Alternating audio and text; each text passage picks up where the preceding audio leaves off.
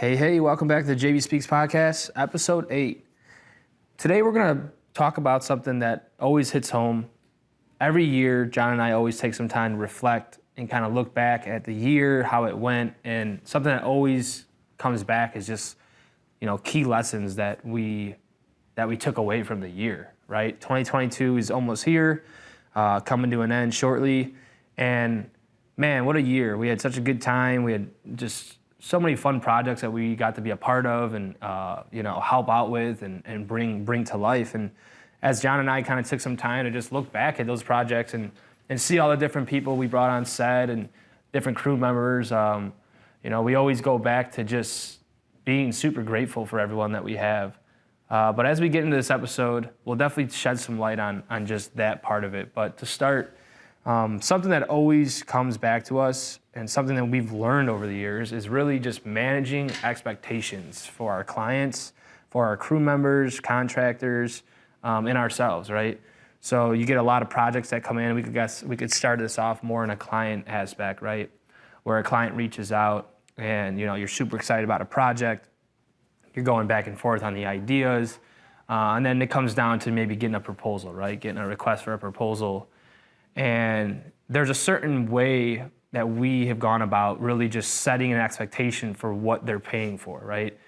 We've been in those positions where maybe a client sends us a video and you watch it and you're like, okay, this budget's really big, and kind of what we're proposing or what you're suggesting you have to get the project done is the complete opposite, right?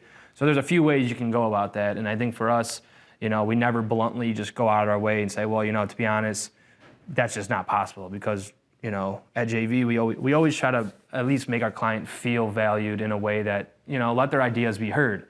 If we can't do it exactly the way they sent from the reference video or from their deck, it's always providing solutions. But, John, what have you seen over 2022, with our clients especially, just really setting the tone for what to expect when the project's done. So there's no aha, what is this? What did I pay for? I didn't pay for this. Right. Yeah, 2022, it was a little change in the way that we went about our pre-production and our post-production process. And it's really just taking that time and talking through, the project with the client, educating them if they needed education, and really just, it's all stems down to communication. And so just being really clear in what, the exchange is, and what we're providing, what they're going to provide, and understanding the goals of the project and the vision and how we're going to get there. I think it's really important, especially in the pre-production stage, to really get on that same page. Before any shooting's done, you get everything on paper. And what we've done this year was we really dove deep into storyboarding, and getting, a visual deck put together and providing that to the client so that they can take that to their team and they say, okay, great, these boards are approved. So that when we go into production, we know, okay, cool, everything has been approved, from locations to talent, to colors, to themes, to styles, to framing, to subjects, to voiceovers, to clothes and props, everything. That was our game changer this year. And I think it really set us up for a lot of just good success for when we deliver that final project. Yeah, and I think to add to that, seeing how the clients, received all that, before we would just kind of show up on set, the client would have an idea and we'd be like, all right, let's get this angle from here and let's shoot in this angle here. And I think it was fun for me as the creative director for JV Studios, to go into these projects feeling confident, being able to tell our team, hey, this is the look we're going for, I want this type of energy. I know a specific project that we did earlier in the year, it definitely took some educating to get our client on the same page for hey, I know your competitors are doing this, and here, the reference videos you sent us, I guess it's getting up to speed, someone sends us a video and maybe you look at it oh, wow, you're expecting, this level, and then you kind of take a moment and you're we're about to step this up, big time, because if you like this, you're gonna really love what we put together. Because I think as you evolve in what we do, seeing how our project started from the idea with the client to here's a book, here's a multi-page, like 20-page book that's literally touches everything, voiceover options, as John said, like all the nuances that you need to really get a project off the ground. And then at time of delivery, you're hoping your client looks at it and was like, wow, this is amazing, maybe a change here or there. But at the at the end of it, they're getting what they paid for. And I think it kind of circles back to just like, managing the expectation of a project. I mean, it's easy to get lost in the clouds, like especially if you're working with an agency that has a lot of different people that have a say, different departments. It's easy to kind of get ganged up on, I feel like, in a revision process, or you have maybe not one person that's solidifying the feedback, so you kind of get overwhelmed and you're like, well, whose ideas are these, right? Let's bring this back. I need one person to really provide the idea. And I know, John, I know we've kind of been in situations where, we've handled it pretty well, where, it's easy and I know everyone's been there, like a project to kind of get butchered, like it started here and it was so strong, and then you're like, oh, the client like maybe had their ideas and it doesn't align, but at the end of the day, it's their video. It's easy, you have to remove that personal attachment to it. And, at the end of the day, the client, anything to make the client happy, but also, having the integrity of what you produce being the first priority as well, because, it is our name on our work. And I mean, John, I feel like this year alone, maybe a handful of times where we really, got our project back on track. Yeah, I think what really helped us get the project back on track was, something new that we did was having the presentation meeting, with not, all right, so we've been talking to person A the whole time, but person A is talking to their whole team, and all their team comes back and gives everything to person A, and it's like, hang on.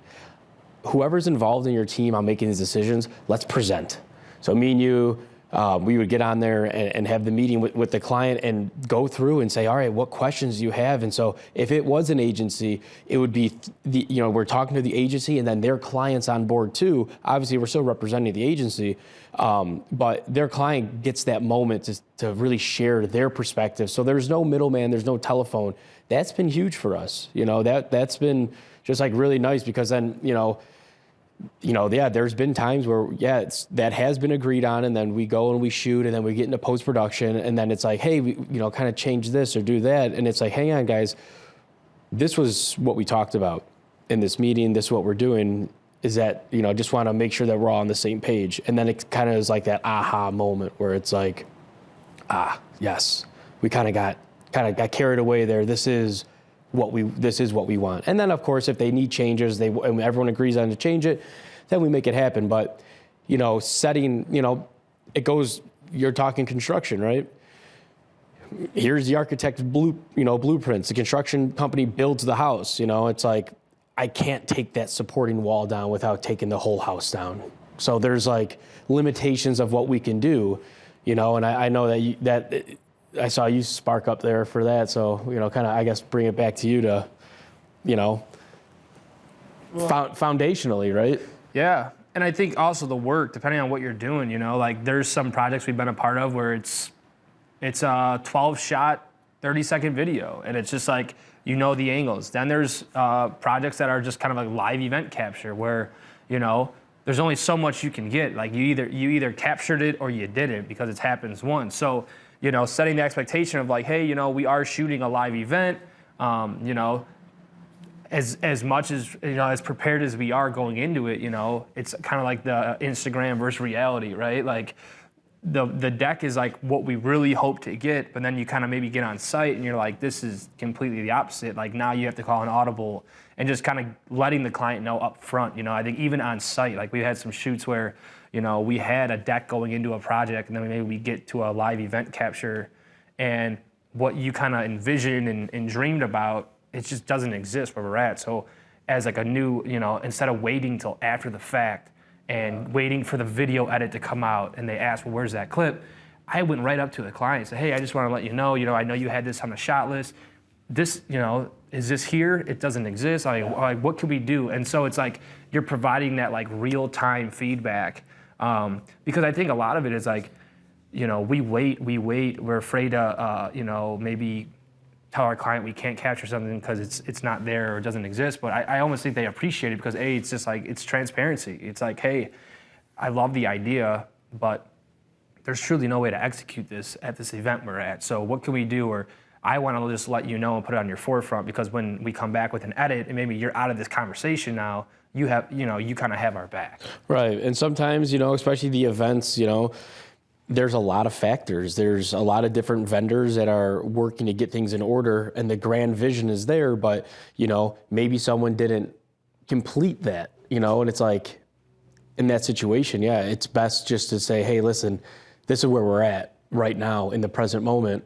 How can we adjust? So then, everyone's on the same page, and there's no hard feelings or, lack of expectations at the end of it, Yeah. So that's been a lesson for sure. Yeah, and I love that. And I think we kind of hit it all on that one. So I think a second lesson that we kind of learned taking in 2022, and I think as JV has evolved and we brought on more contractors and new crew members, something that always comes back to John and I is just really providing value, or not even providing value, but just making our contractors, making our team just feel valued. I think a better way to say it is really letting our team know and the people that we work with know how valued they are and the value that they bring to the company.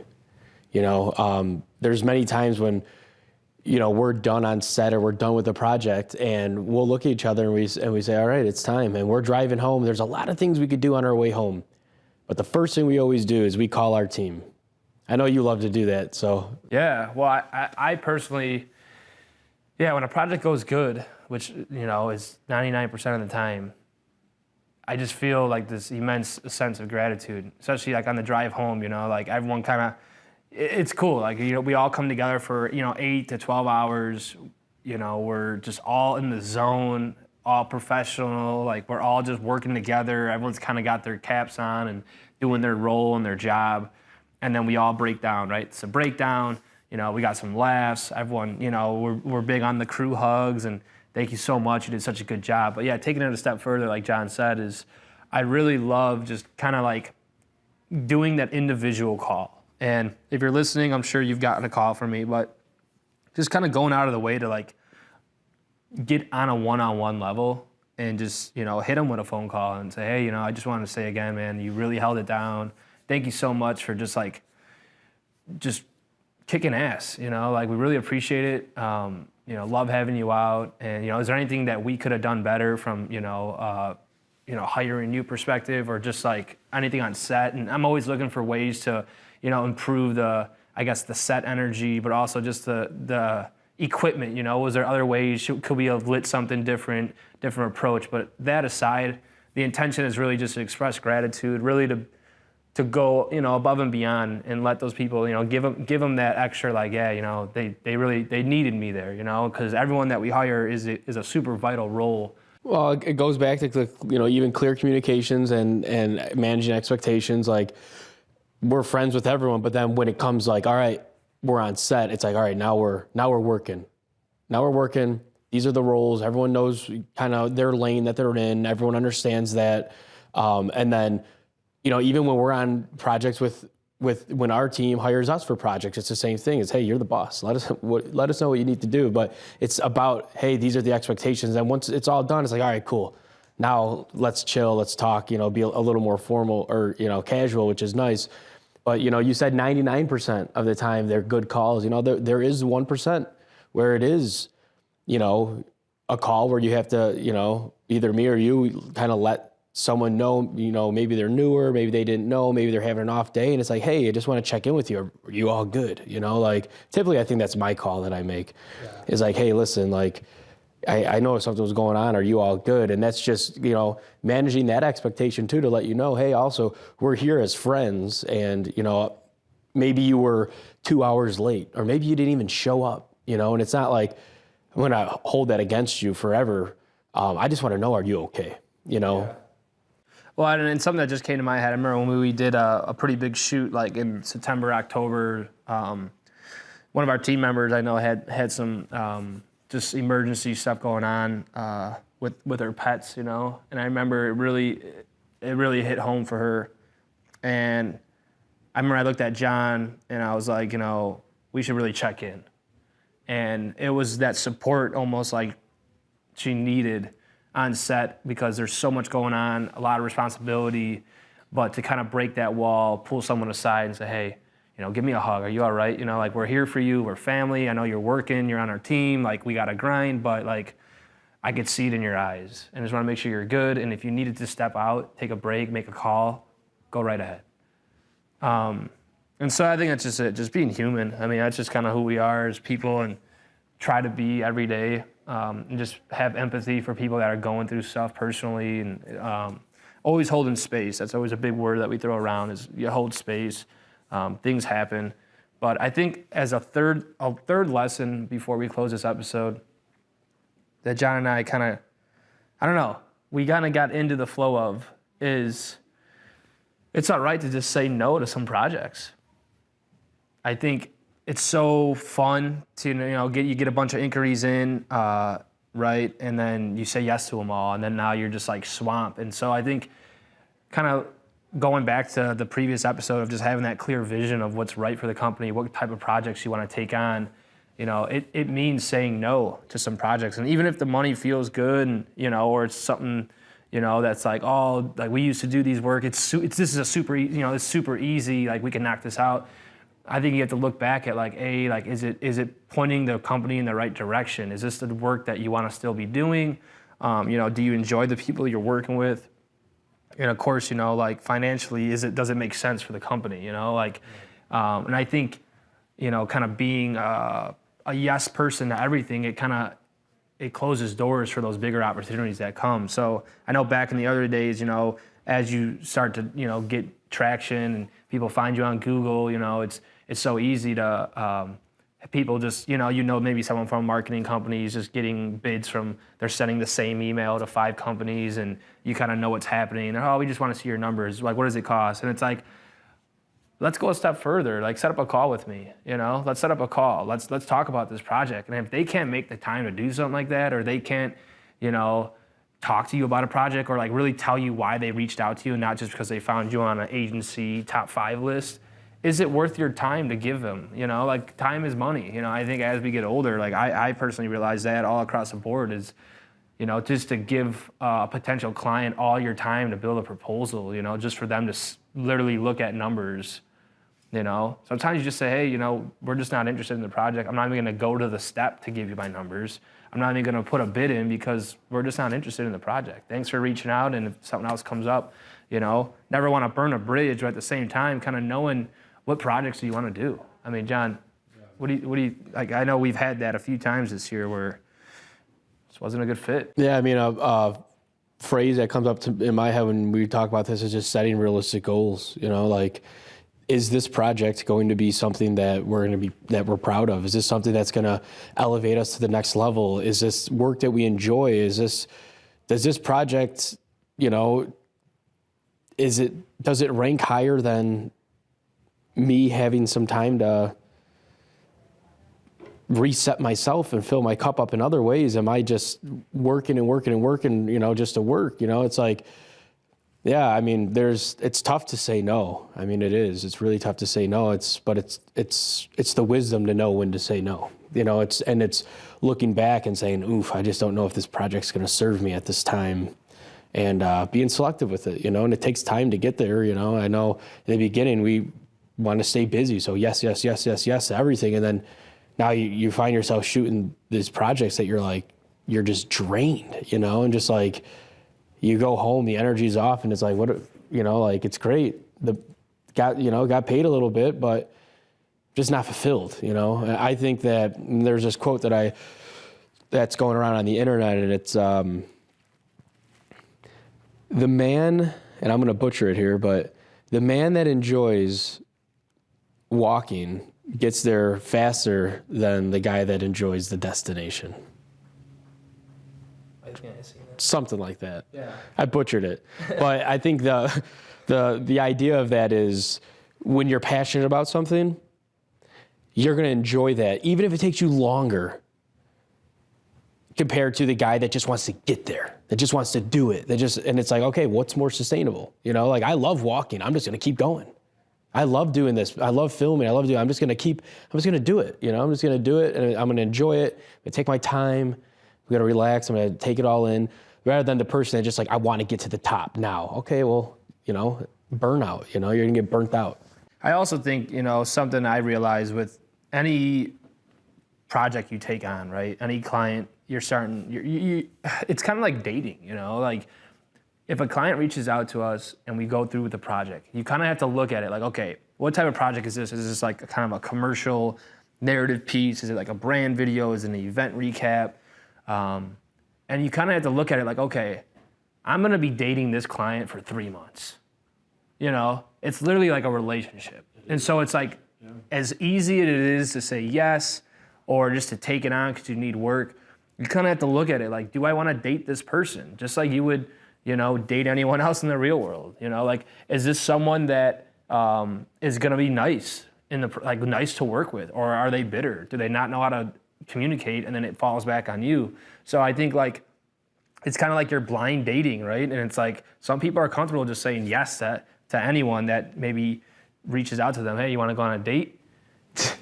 But like, I think it's true. Well, it's a sharing of energy. You know, it's an energy exchange, providing services, our energy to create something in exchange for capital. You know, in exchange for money.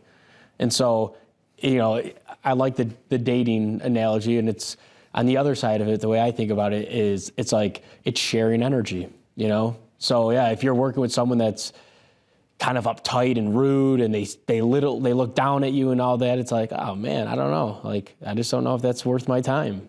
Rather than someone that's like, oh my gosh, I love working with you. You're so creative. They value you. You know, here's another little story for you that I posted this a little bit ago on social media. I've been in this flow of inspiring people, again, on just the way I live my life. And it's the story of the girl with the car. Did you read that I posted? Mm-hmm. You know, I'll share it for those who haven't. And I'm sure you've seen it. Again, these things float around on Instagram and stuff all the time. But a father gives a daughter a car, and it's a Nissan Skyline or Skylark, and he says, "Go and take this to the pawn shop." And she takes it to the pawn shop, and she says, "Oh, you know, they're not offering that much for it. Maybe $1,000." He said, "Okay, go bring it to a used car dealership." And they said, "All right, well, they offered me $1,000 for it." And he said, "All right, now go and bring it to an antique collector." She brought it there. They offered her $100,000. And I know that's an example. It's a metaphor floating around. Is it true? I don't know. But what it does, it teaches us the value. And so go where you're valued. Work with people that value you. You know, the rest is history.